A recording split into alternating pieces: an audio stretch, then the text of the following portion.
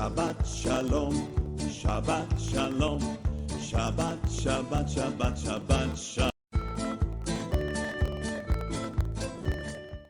Eu queria falar com vocês que mudança de ano não muda nada. Muitos estão achando que mudou o ano, muda alguma coisa. Outros fazem promessa, vestem roupas coloridas, muitos vão à praia pular a onda. Isso dentro da igreja, viu, gente? Pois é, porque eu fui uma vez no Rio ministrar, no Réveillon, e a igreja estava todo mundo de amarelo e branco. E eles depois foram para a praia e tiveram a cara de pau de me chamar.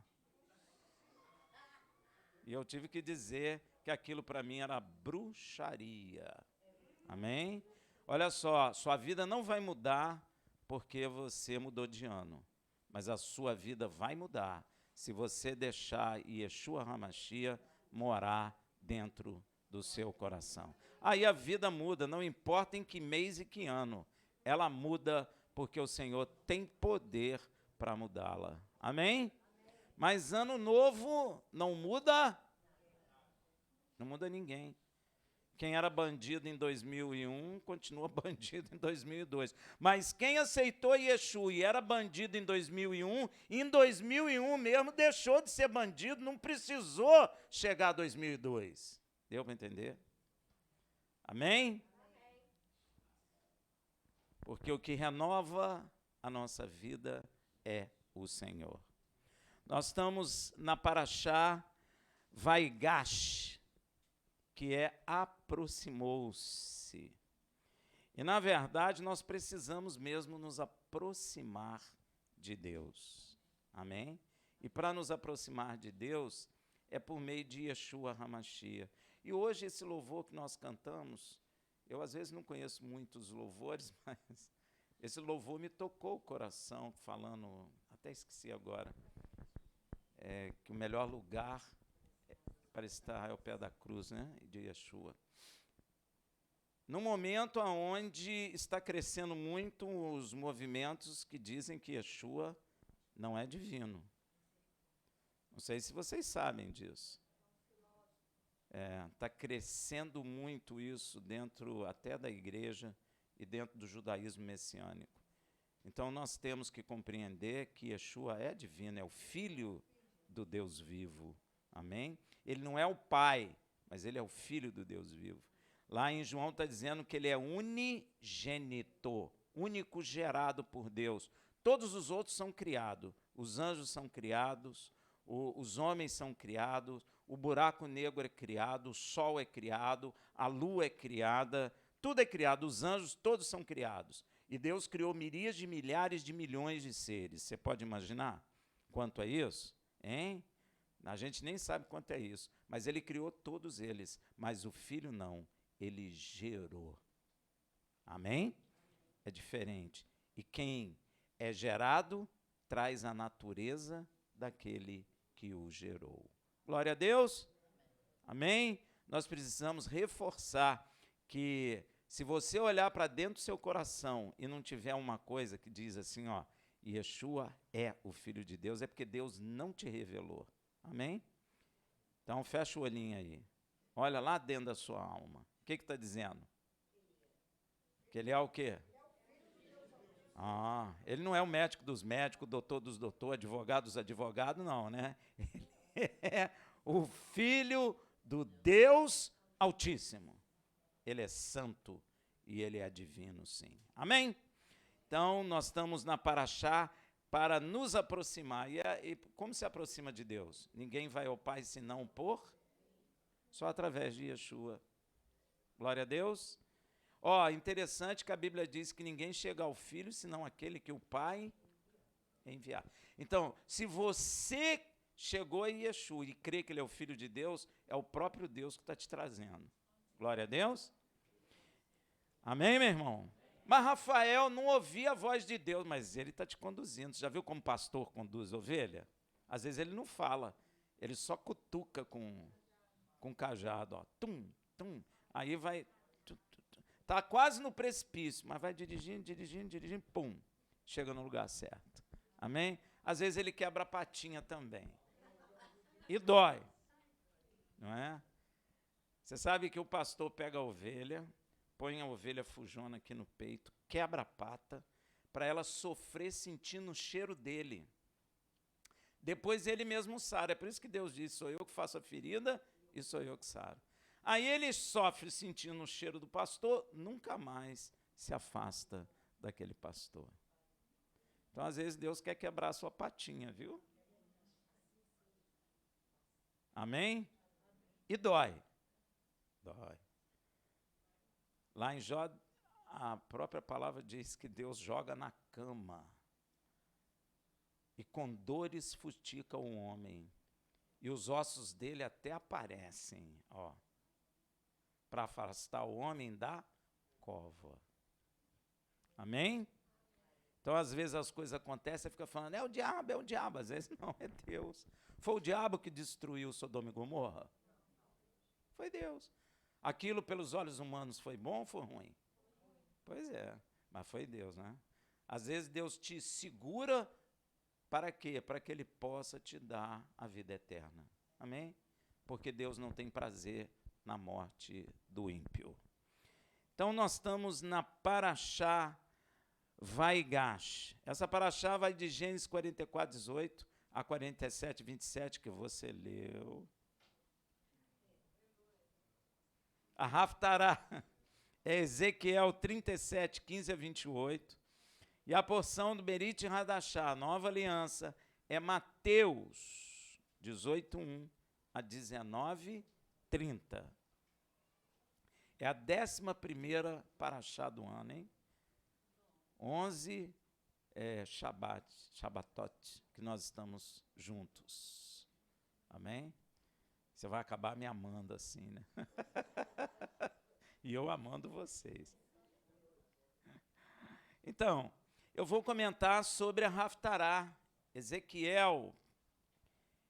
Essa porção é extremamente importante para Israel e, pasmem, para a igreja de Yeshua.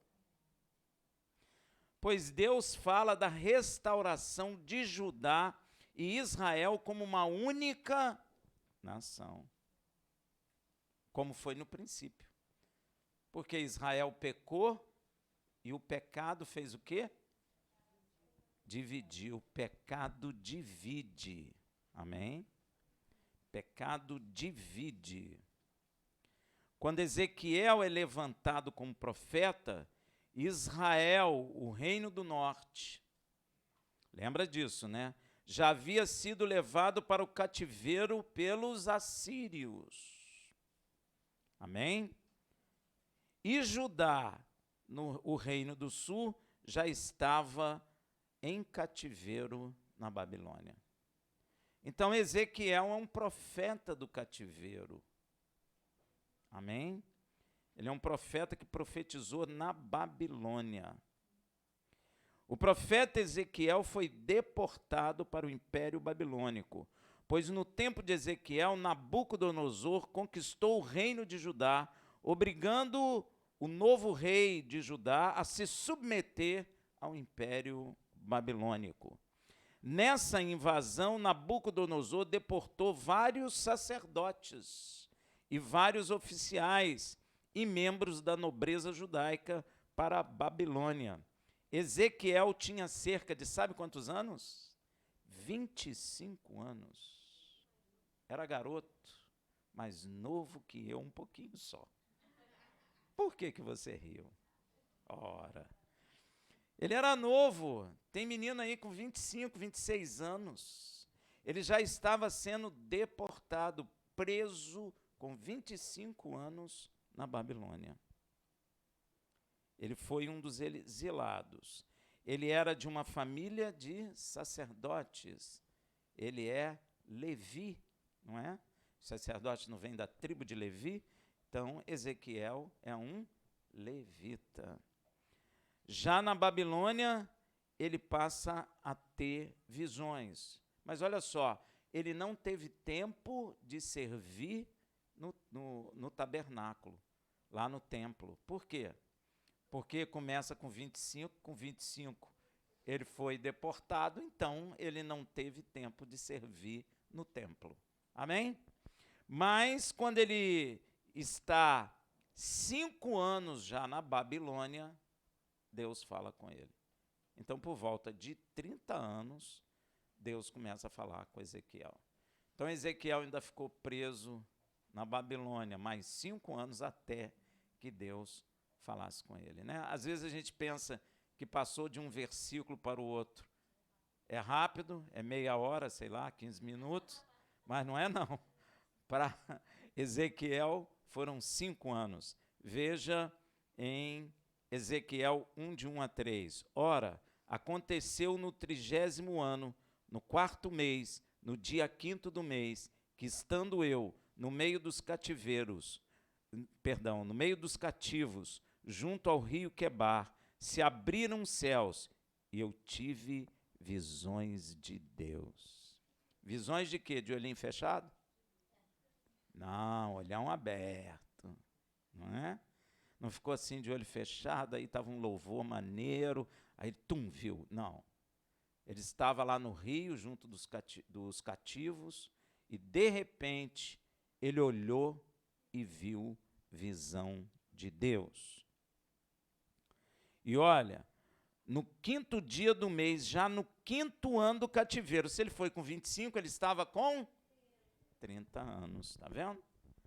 No 5º ano do cativeiro do rei Joaquim, veio expressamente a palavra do Senhor a Ezequiel, filho de Buzi, o sacerdote, na terra dos caldeus, junto ao rio Quebar, e ali esteve sobre ele a mão de Deus.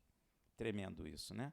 A partir daí, ele irá profetizar para o povo de Israel espalhado pelo Império Babilônico.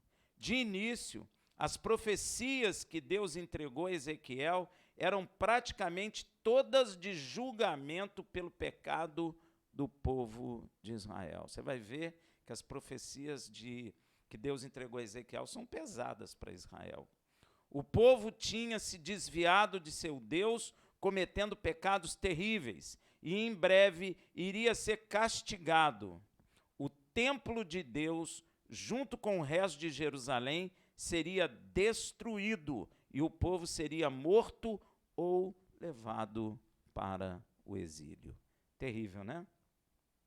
Era isso que ele tinha para falar. Mas você pode acreditar que tinha muito judeu que não aceitava e que muitos profetas diziam que Israel iria voltar para Israel, mas são falsos profetas, amém?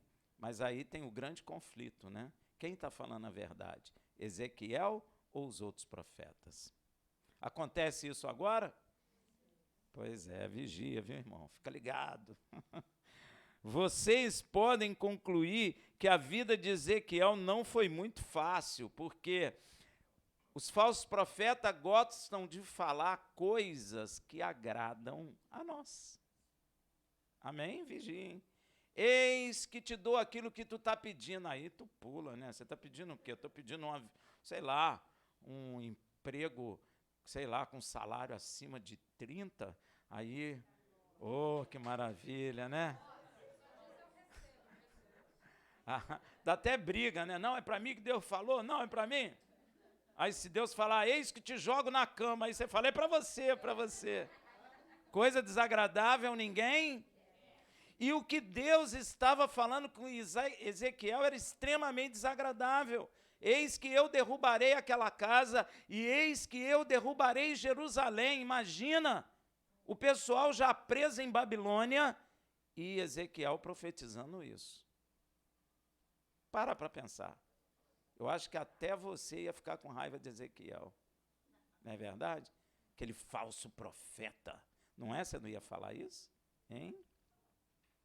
Muito de suas mensagens eram de condenação e de destruição. E o povo, obviamente, não queria aceitar o que Deus dizia por intermédio dele. No entanto, Ezequiel se manteve fiel e obedeceu a tudo que Deus lhe mandou fazer, e não deixou de falar para o povo aquilo que Deus o entregou. E em meio ao pecado do povo judeu e sua divisão em duas nações, Israel, o reino do norte, e Judá, o reino do sul, esta divisão causou uma separação profunda e intransponível entre os dois grupos. Sabia disso? Imagina, você é uma nação só e divide, e passa mais de 100 anos dividida. Você se torna o quê? Diferente. Identidade diferente. Deixar, inclusive, de ter a mesma identidade. Inclusive, a deportação das duas nações acontece em tempos diferentes e por impérios diferentes. Quem invadiu Israel foi os assírios. Quem invadiu Judá foi a Babilônia. Ah, Rafael, que país é esse? Esse novo Iraque. Por isso que eles têm raiva de Israel, amém? A antiga Babilônia é o Iraque. Então, a separação de Israel e Judá se torna extremamente profunda e impossível, inclusive, de ser revertida humanamente falando. É impossível, porque Israel se tornou duas nações. E você conhece o judeu pelo nome judeu por causa da tribo de Judá, porque quem permaneceu mais foi o reino do sul. Amém? Então você chama todo israelita de judeu, por causa da tribo de Judá. Mas nem todo israelita é um judeu. Todo judeu é um israelita, mas nem todo israelita é um judeu. O israelita pode ser de Benjamim, não é? De Levi, de que mais? Fala aí. Zebulon, amém? Só que as 10 tribos se separaram de duas, de Judá e meia tribo de Benjamim. E foram para cativeiros diferentes, em tempos diferentes.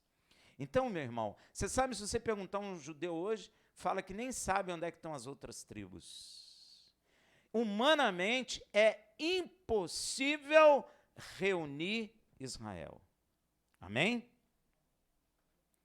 Só que, em meio a essa profunda separação, o Deus de Israel profetiza a reunificação de Israel, de todas as suas tribos.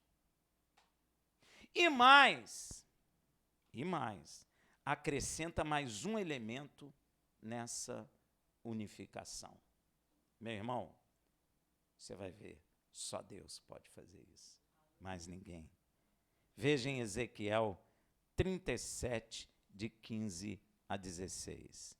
A palavra do Senhor veio a mim dizendo: Tu, pois, ó filho do homem, toma um pau, uma vara, e escreve nele, por Judá e pelos filhos de Israel, seus companheiros. Depois toma outro pau e escreve nele, por José, vara de Efraim, e por toda a casa de Israel, seus companheiros. Gente, isso de Deus usar pedaço de pau ou vara em profecia e colocar nomes, não é novo em Israel. Deus já fez isso. Vai em Números 17, 1, 2, e você vai ver. Então disse o Senhor a Moshe: fala aos filhos de Israel, e toma deles uma vara para cada casa paterna, de todos os seus príncipes segundo a casa de seus pais, 12 varas, e escreve o nome de cada um sobre a sua vara. Então, esse negócio de Deus profetizar usando pedaço de pau e vara não é novo em Israel. Amém? Então, era para Israel compreender. Fica ligado. Ninguém diz para Israel, fica ligado, tá ligado? Ninguém diz. Deus está mandando o profeta Ezequiel pegar um pau e escrever primeiro por Judá e pelos filhos de Israel. Ó, Judá, reino do Israel, reino do. Deus está falando que é para pegar uma vara e colocar Judá e Israel. E um segundo pau escreve por José, vara de Efraim, e por toda a casa de Israel, seus companheiros. Que coisa estranha. Deus separou José nesse negócio. Amém? O primeiro pau fala da unificação de Israel, da nação do norte com a nação de Judá, ou seja, de todas as tribos de Israel. Deus está dizendo, eu vou ajuntar todas as tribos de Israel, e mais, não vai faltar nenhuma delas. Só ele. Para o homem é impossível. Mas para Deus, nada é impossível. Deus está falando de Israel com uma só nação unificada pelo seu poder, obra de Deus, pois aos olhos dos homens isso é impossível. O homem não consegue fazer isso, o homem não consegue nem imaginar isso. Se você perguntar a um judeu, ele vai dizer para você que ninguém sabe onde estão as outras tribos. É meia verdade, porque tem um que sabe. O Deus de Abraão, Isaque e Jacó. Ele sabe. E seu filho, obviamente. O segundo pau fala que por José, vara de Efraim. E quem é Efraim? Efraim é o filho mais novo de quem? De José, gerado aonde? Gerado aonde? Gerado aonde? José representa quem? Tipifica quem? Opa, meio caminho andado, ó.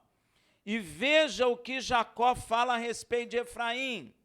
Em Gênesis 48, 17 a 19, diz assim, vendo José que seu pai colocava a mão direita sobre a cabeça de Efraim, mão direita para abençoar o mais velho, o primogênito, mas Efraim não é o primogênito, foi-lhe isso desagradável. Levantou, pois, a mão de seu pai para o transpor da cabeça de Efraim para a cabeça do mais velho, do primogênito, Manassés.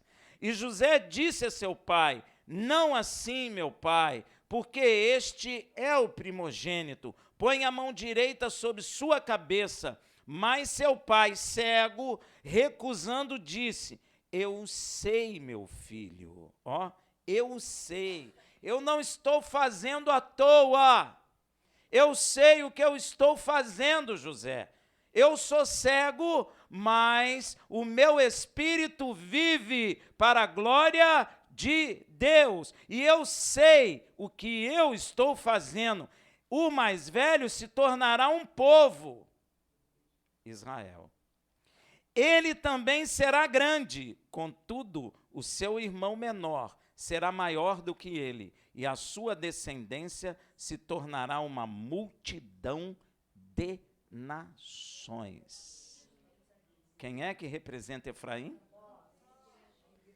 Nós. Eis-nos aqui. Efraim é uma multidão de nações, ou seja, Efraim representa a igreja sob Yeshua. Que coisa, hein? Tremenda. Tem americano, africano, brasileiro, argentino, mineiro. Tem que ter mineiro, senão não fica legal. Português, espanhol, francês, russo. Tem até carioca. Niteroense. Tem também. Acho que tem. Obrigado. Tem também Tem paulista também. É uma multidão de nações. Amém? Isso é tremendo. E a ordem de Deus é ajuntar esses dois paus. Meu Deus, hein? Se a gente tentar fazer isso, o que acontece? O pau come. É ou não é? Se a gente tentar fazer isso, não vai dar certo. Só Deus pode fazer essas maravilhas. Ó, veja lá, a ordem de Deus é assim, ó. Judá e pelos filhos de Israel e por José, vara de Efraim. Veja o que Ezequiel 37:17 diz. E ajunta um ao outro para que se unam e se tornem um só na sua mão. Meu Deus. Aí você para assim, pô, a gente entra na igreja, a igreja não gosta nem de Israel, Senhor.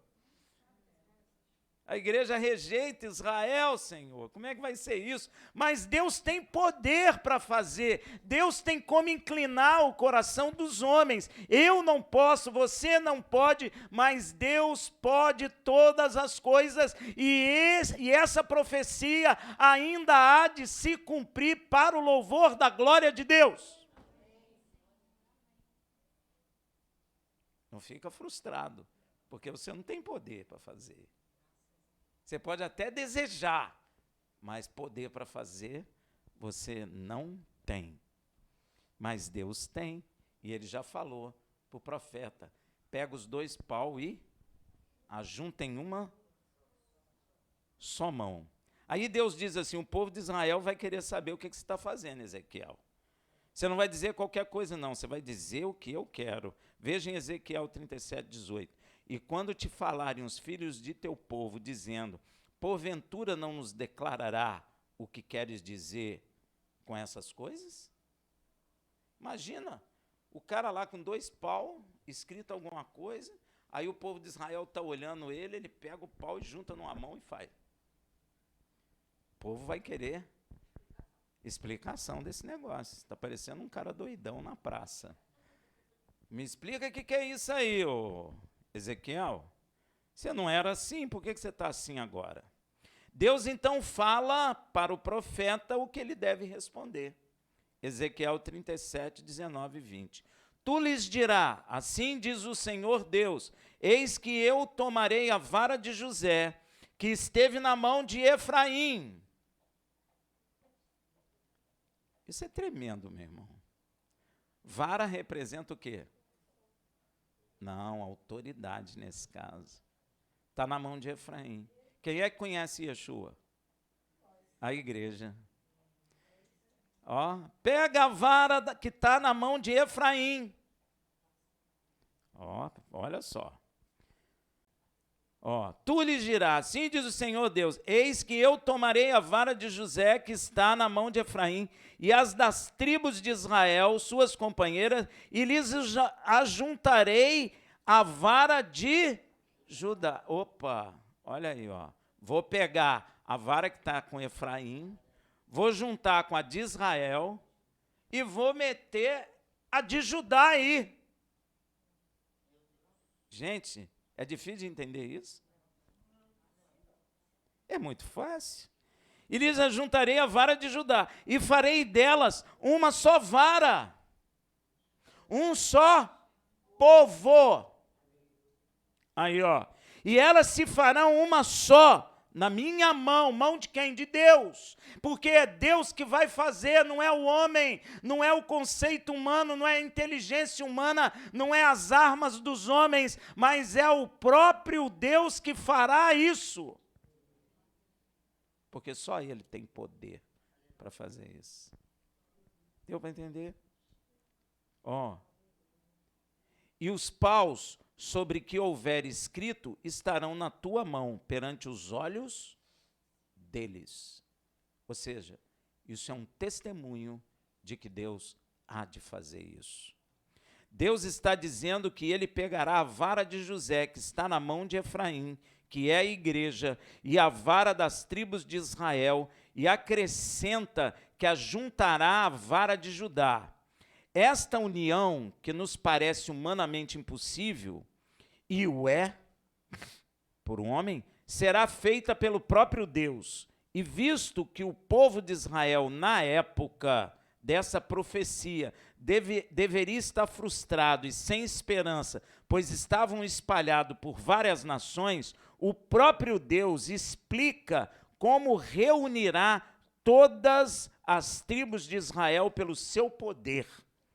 Pois para o homem isso, na verdade, é impossível. Veja em Ezequiel 37, 21, 22. Olha como que ele vai fazer. Diz-lhe, pois, assim diz o Senhor Deus, eis que eu tomarei os filhos de Israel dentre as nações para onde eles foram, e os congregarei de todos os lados, e os introduzirei na sua terra. E deles farei uma nação na terra, nos montes de Israel, e um rei será rei de todos eles, e nunca mais serão duas nações, nem de maneira alguma se dividirão para o futuro em dois reinos. Olha que coisa tremenda. Isso ainda não aconteceu, meu irmão. Rafael, mas Israel está lá. Mas não tem um monte de judeus espalhados em toda a terra, meu irmão? Tem. Então ainda não se cumpriu, não. Veja também Ezequiel 36, 24. Pois vos tirarei dentre as nações e vos congregarei de todos os países e vos trarei para a vossa terra. Mas ainda não está completo, né? O profeta Isaías já havia profetizado também sobre esta questão, porque o profeta Isaías vem antes do profeta Ezequiel. Mas Deus já havia falado isso também pelo profeta Isaías 43, de 4 a 7. Visto que foste precioso aos meus olhos, está falando para Jacó, e és digno de honra, e eu te amo, portanto darei homens por ti, e os povos pela sua vida. Não temas, pois, porque eu sou contigo, trarei a tua descendência desde o Oriente, e te ajuntarei desde o... Deus dividiu a terra em duas, falou, vou trazer do Oriente e vou trazer do Ocidente. Olha que coisa tremenda.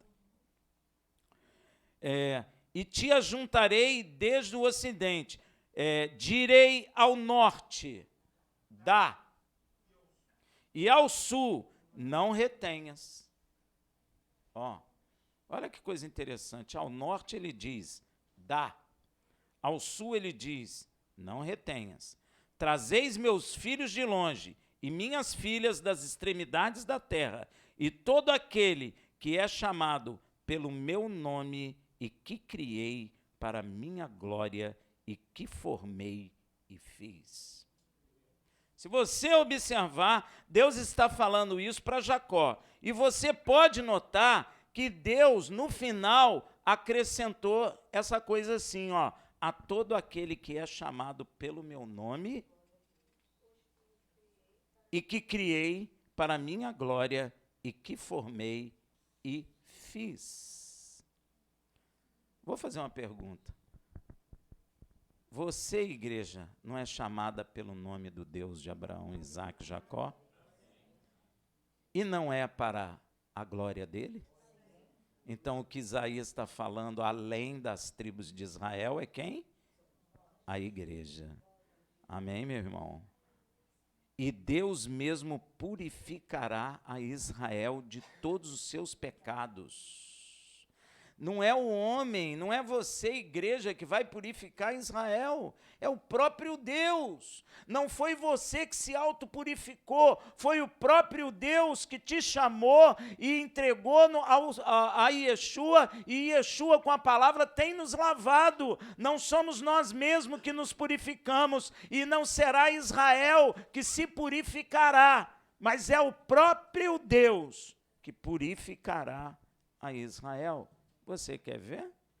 Olha lá, Ezequiel 37, 23. Nem se contaminarão mais com seus ídolos, nem com as suas abominações, nem com qualquer uma das suas transgressões, mas eu os livrarei de todas as suas apostasias com que pecaram, e os purifica. Assim eles serão o meu povo e eu serei o seu Deus. E o interessante é que essa purificação de Israel foi anunciada para ser feita sob um novo pacto.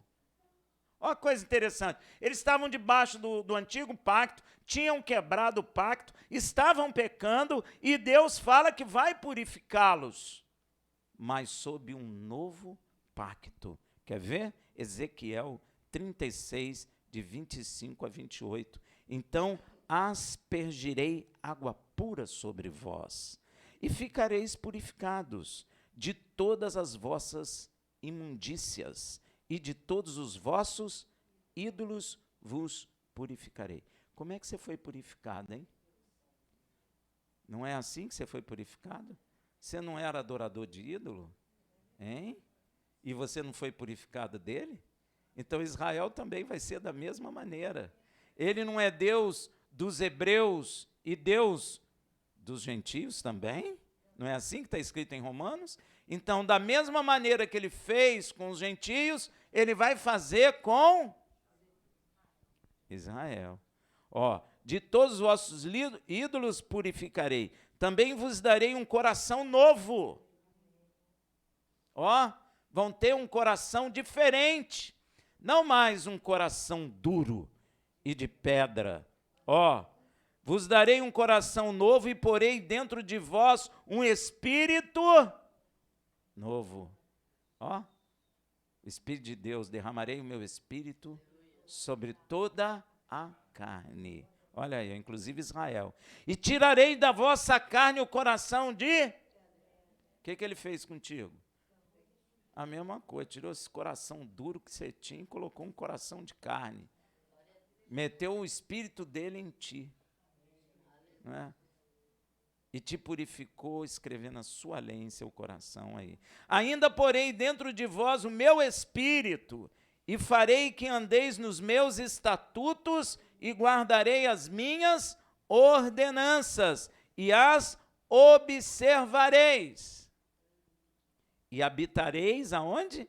Na terra que eu dei a vossos pais, e vós serei o meu povo, e eu serei vosso Deus. O que tem acontecido conosco? Exatamente isso. É exatamente isso que Deus vai fazer com Israel, porque Deus não tem dois pesos e duas medidas. O Senhor já havia falado sobre esta purificação de Israel por meio de Jeremias 33:8, e os purificarei de toda a sua maldade com que pecaram contra mim, e perdoarei todas as suas maldades com que pecaram e transgrediram contra mim. E depois de Deus purificar Israel, ele mesmo unirá a vara de Efraim com a vara de Israel, ou seja, Deus unirá Israel com a igreja do Mashiach. Gente, que loucura, parece até impossível esse negócio, parece não? Mas humanamente é. Humanamente é impossível. Não adianta você fazer força, não adianta você querer. Você não consegue. Só Deus vai conseguir isso. E vai ser maravilhoso. E nós vamos orar em língua o resto da vida. Vamos ter gozo no coração para o resto da vida. Porque isso é obra de quem? De Deus. E nós estamos caminhando para esse dia. É igual um caminhão que bate no muro. Nós invariavelmente estamos caminhando para esse dia. Porque a boca do Senhor o disse, e quando Deus fala, ele cumpre. Ah, mas eu não quero. Problema seu. Vai acontecer. Que dia? Não sei. Se eu soubesse, eu te diria. Eu acho que eu ia até tomar um remédio para dormir até o dia, para passar logo rápido. Não é? Então Deus não diz para nós o dia, mas vai acontecer, não é? Então, depois de Deus purificar Israel, ele mesmo unirá a vara de Efraim com a vara de Israel, ou seja, Deus unirá Israel com a igreja, e ele também colocará um rei sobre todos. Igreja e Israel, só vai ter um rei. Eu acho que você até sabe quem é ele. Ezequiel 37, 24 diz assim também: meu servo Davi reinará sobre eles, e todos eles terão um pastor só, andarão nos meus juízos e guardarão os meus estatutos e os observarão. Ó. Agora, quando Ezequiel foi levantado, Davi já havia morrido? Já, gente, muito tempo. Muito tempo. Mas nós já sabemos quem é este rei. Por isso que a vara está na mão de Efraim. Porque quem sabe quem é este rei? Quem? Diz aí. A igreja Israel não sabe quem é esse rei. Por isso que a vara está na mão de Efraim. Amém, meu irmão? Glória a Deus. Olha só quem é esse rei. Lucas 1,32. Este será grande e será chamado Filho do Altíssimo. O Senhor Deus lhe dará o trono de Davi, seu pai. Este é o rei. Só quem sabe é Efraim. Israel não sabe. Israel acha que Yeshua não é um profeta. Não acha que ele é rei. Amém? Mas olha que coisa, inclusive, este rei, e também chama ele de pastor, ficará sobre outras ovelhas, além das ovelhas de Israel. Aí é que eu chamo a atenção, que é a igreja. Ó, João 10,16. Tem ainda outras ovelhas que não são deste aprisco, que é representado por Efraim. A esses também me importa conduzir, e elas ouvirão a minha. Você ouviu a voz dele? E haverá um rebanho, um só, e um só pastor. Tremendo, né? O próprio rei está dizendo, gente, segura a ponta aí, que eu tenho que buscar outras ovelhas em outros, no aprisco do Brasil, no aprisco dos Estados Unidos, no aprisco da Argentina, do Uruguai, do Paraguai, da África. A África são muitas nações, então ele tem que buscar lá.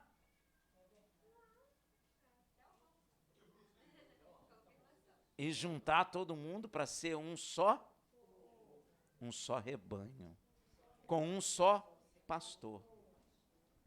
Está vendo como Yeshua fala disso?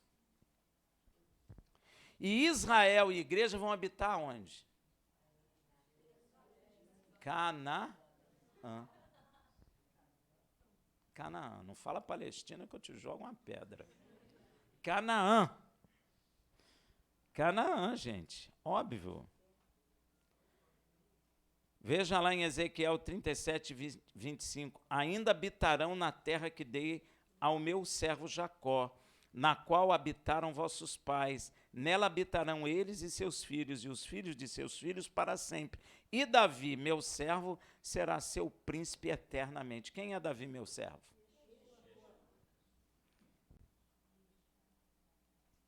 E Israel e igreja estarão sob o governo de Yeshua e sobre um pacto eterno.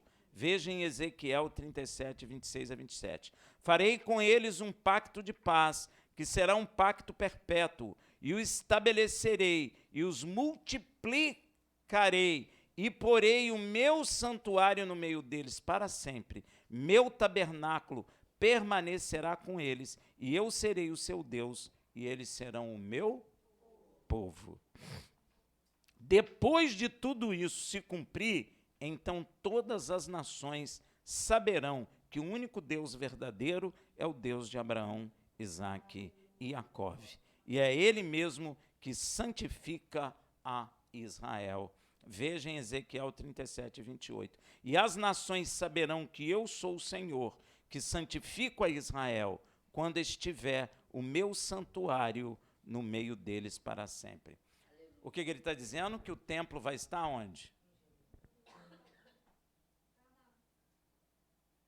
Então, o templo é um sinal de que esses acontecimentos estão acontecendo, vamos dizer assim, estão se processando. Amém? Porque Deus faz questão de falar do santuário dele. e vai ficar no meio de Israel. E aí as nações verão que ele é o único Deus. E para que você entenda a amplitude deste governo de Yeshua, o tamanho e a profundidade dele, eu digo a você que Israel e igreja e todas as outras nações de todo o mundo estarão sob o governo do rei Yeshua. Inclusive, a Bíblia até mostra quando isso ocorrerá. Você já leu? Então você vai ouvir Apocalipse 11, versículo 15. E tocou o 7º anjo o seu chofar. E houve no céu grandes vozes que diziam: o reino do mundo passou a ser de nosso Senhor, aqui é o Pai, e o seu Mashiach. Quem é o Mashiach do Deus de Abraão, Isaque e Jacó? Seu filho. E ele reinará pelos séculos dos séculos. Amém. Isso tudo ocorrerá, meu irmão, no 7º chofar. Na sua Bíblia está escrito 7ª trombeta, porque por causa da tradução, mas o original é chofar. No 7º, o Deus de Abraão assume o reino de toda a terra. Glória a Deus. Shabbat Shalom. Notícia boa, né? Eu gostei também. Parece até notícia de jornal.